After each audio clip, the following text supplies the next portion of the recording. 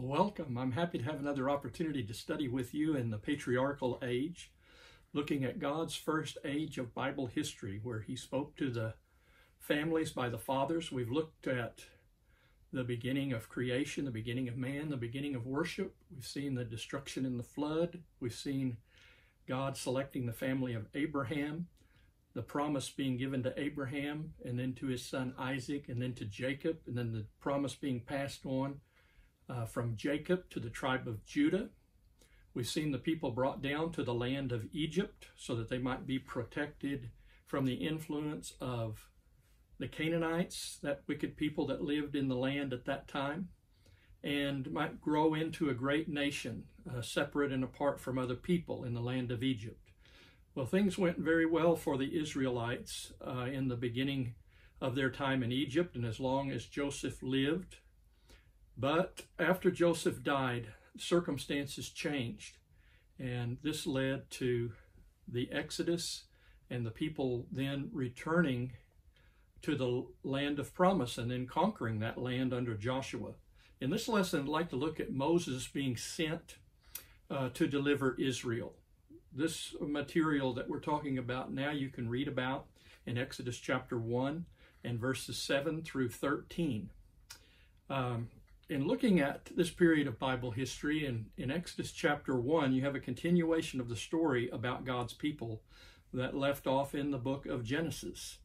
It's some 350 years later when these events take place. So there's a period of time where they're growing there into a great people, and there hasn't been any new revelation added to what we have in the scriptures until these days, when there's going to be, of course, momentous things take place. It had been promised to Abraham that the people would be in slavery in a foreign land for 400 years. And then when the sins of the Amorites that lived in the promised land were full, then the people would gain that inheritance. And the time is approaching for that 400 years to come to an end. We're told that there was a new Pharaoh that arose in Egypt that knew nothing about Joseph and all of the blessings that he brought to the land. He didn't recognize any of those good things. Might even have been a completely different dynasty or ruling group of people that came in at that particular time. And so all he saw with the Israelites was a threat. He thought that they were too numerous because of the way God had blessed them and they had grown in numbers, that they might join themselves to people from the northern countries and take over the land of Egypt. So he began to try to limit the influence and power of the Israelite people by persecuting Israel. First, he enslaved them. He made their lives bitter in slavery. They had to build cities for Pharaoh by forced labor. But the people were blessed by God, and in spite of all of the efforts to try to slow down the Israelites' growth and power, God continued to bless them, and they continued to multiply in the land of Egypt. It was a time of great bitterness and difficulty, and it was a time that was weaning the people away from the land of Egypt, to where they would be happy to be driven out of that land and go somewhere else by the time this period was over. So they are living with bitter lives. Well, when Pharaoh couldn't use the forced labor in order to hurt the growth of the Israelites, that failed. Then he told the midwives that they should kill the children when they are born. But the midwives feared God, and they said these Israelite women are just too vigorous, and they give birth before we can get there. And so God blessed those midwives because they had been kind to the children of Israel. Then the command was given for the firstborn sons to be, or the sons to be cast into the Nile River. So they began to practice infanticide against the Israelite male children by throwing them in the Nile River. And of course, the people were crying out to God for deliverance. Well, at that time, God sent forth a Savior for Israel, Moses. Moses was born in the family of Levi. His father's name was Amram, and his mother's name was Jochebed. And through these two righteous people was born Moses. And when he was born, he was a beautiful child. He was a child, Josephus describes in his history of the Jews, that it was so beautiful that it would stop people in their tracks when they saw him. He was such a lovely child. They saw this beautiful child and they took that as a sign from God that he was somebody important. We're also told that by faith they hid him for 3 months. Faith comes by hearing the word of God. So maybe there was more involved than just the fact that he was a beautiful child. They may have received some other testimony from God about the future of this child. But they hid him as long as they could for 3 months in the house. You know, at some point a child gets big enough and it's very difficult to keep them concealed any longer. So they placed him in an ark and placed him in the reeds along the Nile River at a strategic place where Pharaoh's daughter came to bathe. And Miriam, Moses' sister, was left to watch over the child, and she watched what was going to happen to him. And so he was placed there under Miriam's watch. And Pharaoh's daughter and her servants came down to the Nile that she might bathe, and they heard the baby crying and brought the ark with Moses in it to Pharaoh's daughter. And she saw the baby crying, and she took pity on him. And Miriam observed all of these things and saw that she was going to keep the child, to raise the child as her own. And so Miriam came to her and said at that time, then his sister said to Pharaoh's daughter, shall I go and call a nurse for you from the Hebrew women, that she may nurse the child for you? And Pharaoh's daughter said to her, go ahead. So the girl went and called the child's mother.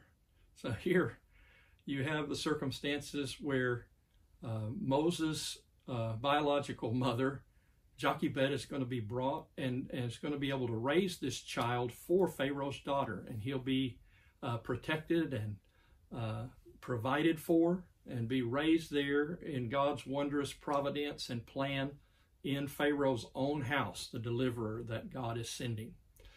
We're told in verse 9, then Pharaoh's daughter said to her, take this child away and nurse him for me, and I shall give you your wages. So the woman took the child and nursed him.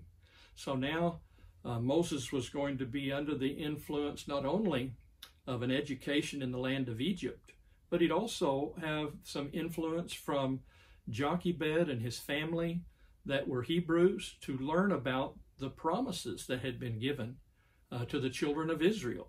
In Exodus 2 and verse 10, and the child grew, and she brought him to Pharaoh's daughter, and he became her son, and she named him Moses and said, because I drew him out of the water. Stephen, in his sermon in Acts chapter 7 and verse 22, says, and Moses was educated in all the learning of the Egyptians, and he was a man mighty in words and deeds. So he grew up to be a man of great influence in the land of Egypt as Pharaoh's the son of Pharaoh's daughter. Josephus says in his history of the traditions that have been handed down among the Jews that Moses was a general in the Egyptian army and won some great battles during his time as an Egyptian.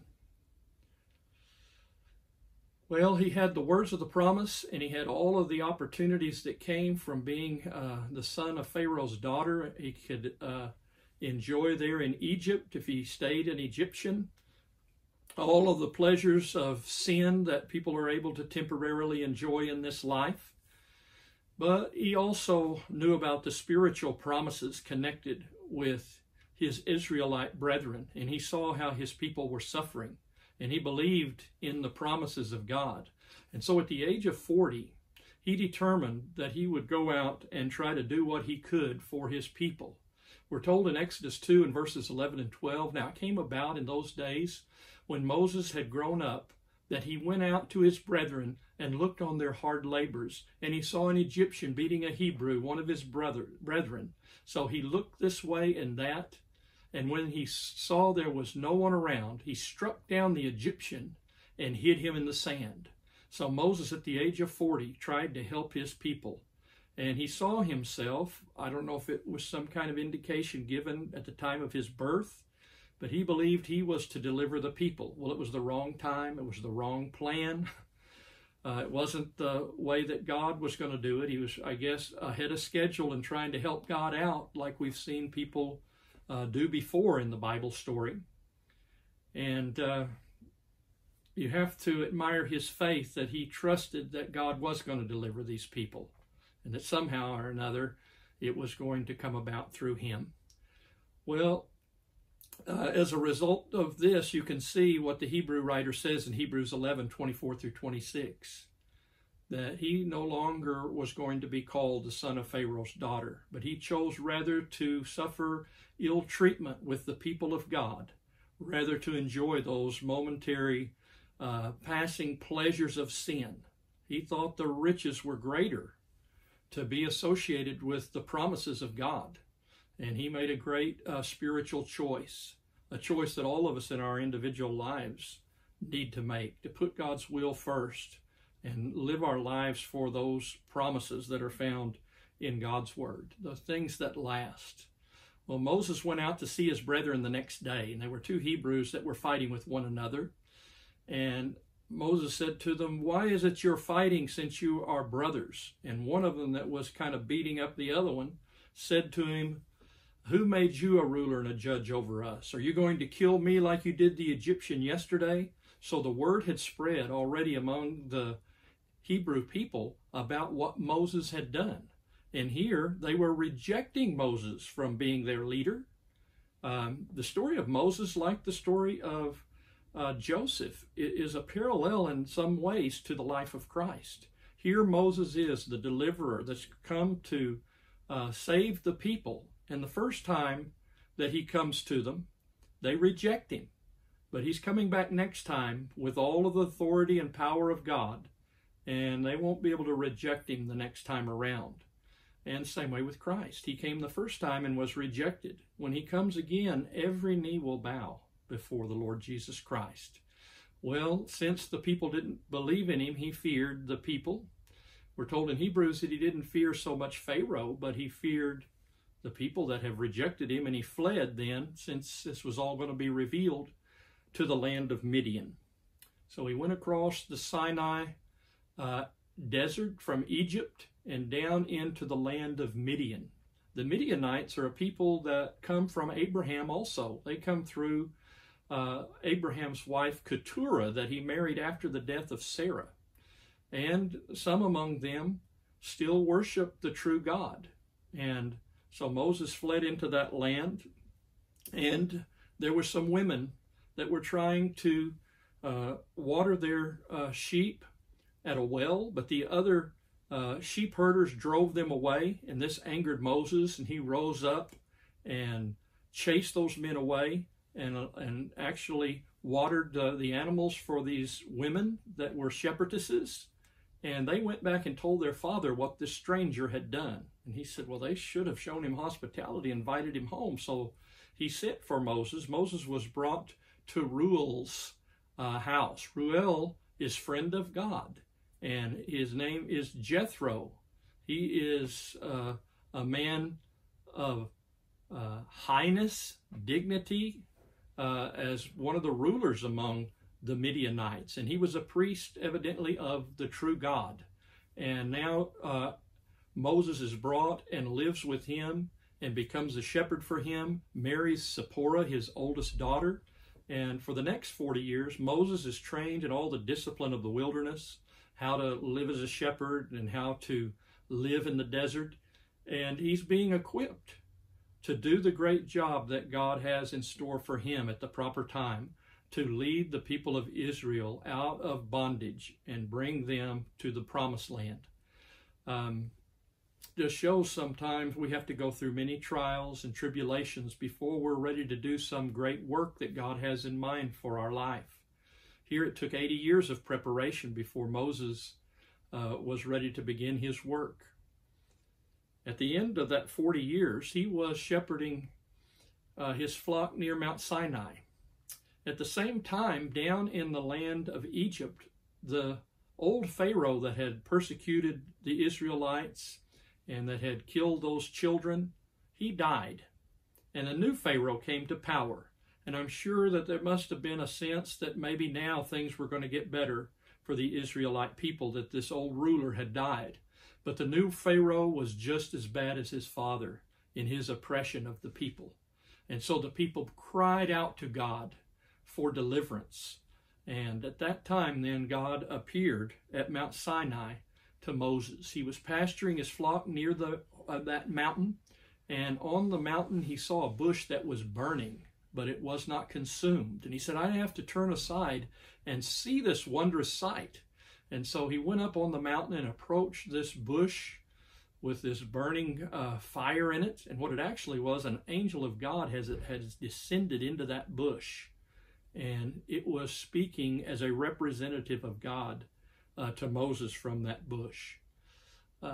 He spoke from the bush, God did, through the angel of the Lord, and he told Moses to come near, to remove his sandals from his feet, because this was holy ground. You find in the Old Testament times and in connection with the temple that the priests and people that approach God always remove their sandals from their feet because of the uncleanness of your shoes, so that you might draw near before God. It was a sign of respect. It's still that way among the Muslim Arabs today. They have the same kind of practice. So the God of Abraham, Isaac, and Jacob revealed himself to Moses as the one who was speaking to him. And he has seen, he's aware of all of this affliction that was going on in the land of Egypt toward his people. And now the time is right for God to deliver his people. And he's going to send Moses down there to deliver them and to bring them out with God's strong hand to come and worship God at that mountain, Mount Sinai. So Moses is the chosen instrument that God is going to use. Well, at this time, Moses voiced a number of objections now at 80 years old for being the man that should deliver the people. He was too eager to get started back when he was 40, and now he's reluctant to take on this job. Who am I? He has no standing to stand before Pharaoh and to lead these people out. But God gave him an answer that he would be with him. And in that, all that matters, doesn't matter who you are or how much power you have. If God is with you, you can do whatever needs to be done. And he gives him a promise that he will succeed and they will worship at Mount Sinai. And when God promises something, it's surely going to come to pass. Well, Moses said he was ignorant. What was he going to say if people asked him what God sent him? And God said, I am that I am has sent you. That's what you tell them. Jehovah, Yahweh, the God who always is, the covenant God that's able to act on behalf of his people. That living God is the one that has sent him. And then he revealed to Moses an outline of the plans that were going to happen down there in the land of Egypt, and how he would go down and try to get the people free, and Pharaoh would resist, and there would be signs, and eventually the people would be brought out. Well, then Moses said that he had a lack of credentials because the people will not believe me. He'd been rejected when he went there before. And God told him to put to take a serpent and throw it down, and it turned into his rod to throw it down. It turned into a serpent, and he ran from it, which I would too. And then he went at God's command to pick it up by its tail, and it became a staff again in his hand. He was told to put his hand inside his coat and bring it out, and his hand was leprous. He put it back in his coat and brought it out, and it was completely normal and healed. He was told to pour out some water on the ground, and it became blood. He said, you show the people these signs, and they'll believe you. Then he said, well, I have a lack of ability to speak. I am slow of tongue. I don't speak well. Well, he said, Aaron is your brother, and he speaks well, and Aaron can be your spokesman to speak to the people. And then finally Moses said, Lord, send somebody else. And at this, the Lord's patience had run out, and he said, go. God had chosen Moses to do the job, and he needs to go. So now Moses begins his great journey back to the land of Egypt, and he returned to Egypt to preach the good news to the people. On his way there, he met up with his brother, Aaron. Moses was 80. Aaron was 83. when they got to Egypt and stood before Pharaoh. And he spoke to the people, and the people believed his message that they were going to be delivered, that God had sent him, and he was going to bring them out and give them that good land of their own in the land of Canaan, and that their freedom was going to come to pass. They were going to have those promises fulfilled. And I'm sure the people were very excited. They bowed down and worshiped. And then Moses and Aaron went as God instructed them to speak with Pharaoh. You have to bear in mind, Pharaoh is not only a king of Egypt, but he thinks he's a god. He's regarded as a god in the land of Egypt. He doesn't think he needs to give regard to what these Hebrews want or what their God has to say. And so Moses delivers the message, "Let my people go." 7 times that message is delivered throughout the story of the Exodus. Let my people go. And Pharaoh said, "Who is the Lord, or who is Jehovah, that I should obey his voice?" So whether he had ever heard the name of Yahweh or Jehovah, he didn't know God's true character or know anything about his great qualities. And so he says, "Why should I listen to this God? You need to go back to your labors." He accused the people of being lazy for wanting. Moses had said God had commanded that they go 3 days' journey into the wilderness to offer sacrifices and worship God. So they had a modest request in the beginning. And Pharaoh refused to let them go. And he told them now they're going to have, he gave orders to those in charge that now they were to make bricks, and they were no longer to be given straw to go with the bricks, but yet they were to keep the same quota. So we're told then that the Hebrew foremen that were in charge were unable to both gather the straw for the bricks and to make the bricks, and that the people fell short in their quotas, and they were called lazy by Pharaoh, and they went to explain the situation that more was being asked from them than ever before, and they found out that Pharaoh was behind this decision, and they weren't going to get any help from him at all, and he ordered them beaten, and they sent out of his presence. And so then the people, in their discouragement and disappointment, they turned against Moses and said, "You have given Pharaoh a knife in his hand to slay us. You haven't delivered us at all." And then Moses cried out to the Lord. And I'm sure Moses was very depressed at this time, but God had told him at Mount Sinai that he was going to harden Pharaoh's heart, that Pharaoh wasn't going to give in until God had shown many wonders and signs. And then Pharaoh would drive the people out of the land of Egypt. So this is all really going according to God's plan. So Moses is reminded then about all of the promises that God had made about what he was going to do and accomplish, and that it was all surely going to come to pass. He was going to show not only the Israelites, but the Egyptians, really all the nations, who Jehovah is, that he is the I am, the God who is. And he's going to be able to use this stubbornness of Pharaoh to demonstrate his great power in the plagues that are going to come on the land of Egypt. And these people are going to be led out and set free. So he's commanded to go back and see Pharaoh a second time. And Moses is at this time asked for a miracle from Pharaoh, and he cast down his rod and it became a serpent. We're told that the magicians of Pharaoh were able also, through their magic tricks and arts, to cause the staff to become serpents. And these are phony miracles that Satan does, and that these false religious leaders do. They're called false wonders and false signs and false miracles in the Bible. And we know what magicians today can do, and illusionists, in order to try to look as if they're doing some magical thing, supernatural type of thing. These men were also skilled in all of these tricks. We're told by some scholars that there is an asp in the land of Egypt that they knew how to hold its neck in a certain way, mash its neck and cause it to straighten out like a stick. That might have been what took place. Whatever the trick was, their serpents were there. The serpent of Moses was there, and Moses' serpent swallowed the other serpents. Now, I would think that if you were there and you saw this great sign, these credentials that Moses had as a spokesman for God, that you would have listened to Moses and let the people go. But Pharaoh hardened his heart. He became stubborn. He thinks he's a god. Nobody's going to dictate to him what to do. And so he is going to have to learn many more lessons about who Jehovah is. God's going to give him 10 lessons with 10 great plagues that are going to ruin the land of Egypt in order to demonstrate to him who Jehovah is.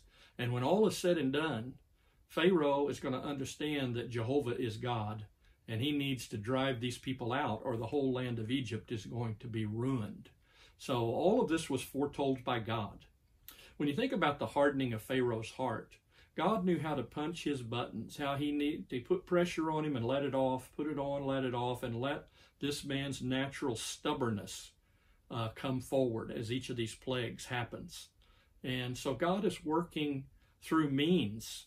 He's not violating his free will. He was a stubborn man, and he gave him opportunity in his dealings with him to exercise that stubbornness more and more, to become harder and harder in his resistance to God, to where he resisted in just a fanatical way the different things that were coming on the land. And all of this is playing in to God's purpose.